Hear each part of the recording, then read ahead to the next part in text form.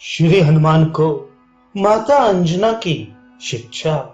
बालक पर सर्वाधिक प्रभाव पड़ता है माता के जीवन एवं उनकी शिक्षा का। आदर्श माताएं अपने पुत्र को श्रेष्ठ एवं आदर्श बना देती हैं। पुराण इतिहासों में ऐसे उदाहरण भरे पड़े हैं। हनुमान जी की माता अंजना देवी परम सदाचारिणी, तपस्विनी एवं सद्गुण संपन्न आदर्श माता थी। उन्होंने अपने लाल को प्राप्त करने के लिए जितनी तत्परता से कठोर तपश्चरण किया था, उसी तत्परता से वे अपने प्राण प्रिय बालक का जीवन निर्माण करने के लिए सजग और सावधान रहती थी। वे हनुमान जी के वीरतापूर्ण कार्य देखकर मन ही मन मुदित होती और उन्हें प्रोत्साहन देती। पूजनोपरांत और रात्रि में शयन के पूर्व अपने प्राणाधिक प्रिय पुत्र को पुराणों की कथाएं सुनाया करती। वे आदर्श पुरुषों के चरित्र बार बार सुनाती और अपने पुत्र का ध्यान उनकी ओर आकर्षित करती रहती। वे महापुरुषों के जो चरित्र सुनाती, उन्हें पुनः पुनः अपने लाल से भी पूछती कि उनके लाल को उससे क्या सीखना था। सर्वज्ञ और सर्वांतर्यामी शिव से गोपनीय क्या है?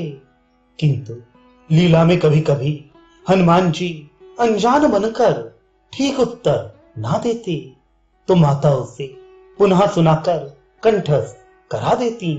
करुणा वर्णालय के अवतारों की समस्त कथाएं हनुमान जी के जिव्याग्र पर थीं। उन श्रेष्ठ कथाओं को वे अपने समवयस्क कपि किशोरों को अत्यंत प्रिय और उत्साहपूर्वक सुनाया करते। माता अंजना जब भगवान श्री राम के अवतार की कथा प्रारंभ करती, तब बालक हनुमान का सारा ध्यान उक्त कथा में ही केंद्रित हो जाता। निंद्रा उनके समीप फटकने नहीं पाती थी।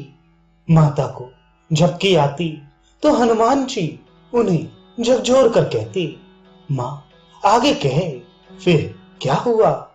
माता फिर कहने लगती। श्री राम कथा के श्रवण से हनुमान जी को तृप्ति ही नहीं होती थी। वे मां से बार बार श्री राम कथा ही सुनाने का आग्रह करते। माता अंजना उल्लास पूर्वक कथा सुनाती और हनुमान जी उस कथा के श्रवण से भाव विभोर हो जाते। उनके नेत्रों में आंसू भर आते, अंग फड़कने लगते। वे सोचते, यदि मैं भी वही हनुमान होता। कथा सुनाते सुनाते माता अंजना पूछ बैठती, बेटा तू भी वैसा ही हनुमान बनेगा?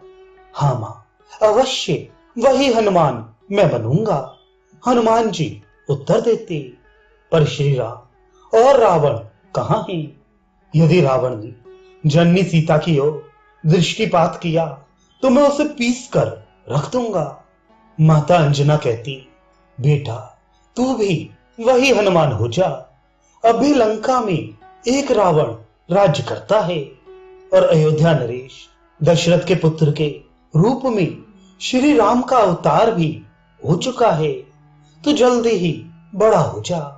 श्री राम की सहायता करने के लिए बल और पौरुष की आवश्यकता है। तो यथाशीघ्र बलवान और पराक्रमी हो जा। मां मुझ में शक्ति की कमी कहां है?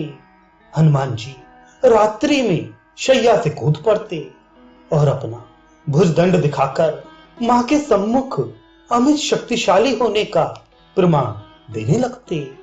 माता अंजना हंसने लगती और फिर अपने प्यारे बालक हनुमान जी को अंक में लेकर थपकी देनी तथा मधुर स्वर से प्रभु स्तवन सुनाती हुई सुलाने लगती। हनुमान जी माता अंजना के वक्ष में चिपककर सुखपूर्वक सो जाते। सहज अनुराग से हनुमान जी बार बार श्री राम कथा का श्रवण करते। बार बार श्री राम कथा के श्रवण करने से बार बार भगवान श्री राम का स्मरण और चिंतन करते फलता उनका श्री राम स्मरण उत्तरोत्तर गाढ़ा होता गया। धीरे धीरे उनका अधिकांश समय श्री राम के ध्यान और स्मरण में ही व्यतीत होने लगा। वे कभी अरण्य में, कभी पर्वत की गुफा में, कभी सरता के तट पर और कभी सघन कुंज में ध्यानस्थ बैठ जाते। उनके नेत्रों से प्रेमाश्रु प्रवाहित होता रहता।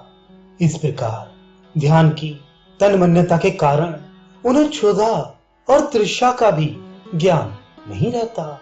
माता अंजना मध्याह्न और सायंकाल अपने हृदय खंड हनुमान जी को ढूंढने निकलती।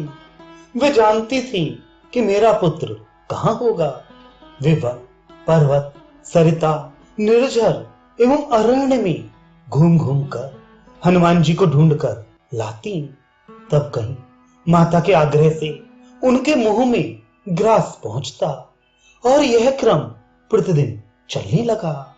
हनुमान जी अपने आराध्य के प्रेम में इतने तल्लीन रहने लगे कि उन्हें अपने शरीर की सुध भी कम रहती। उनके मुंह से राम राम, केवल राम राम का जप ही होता रहता।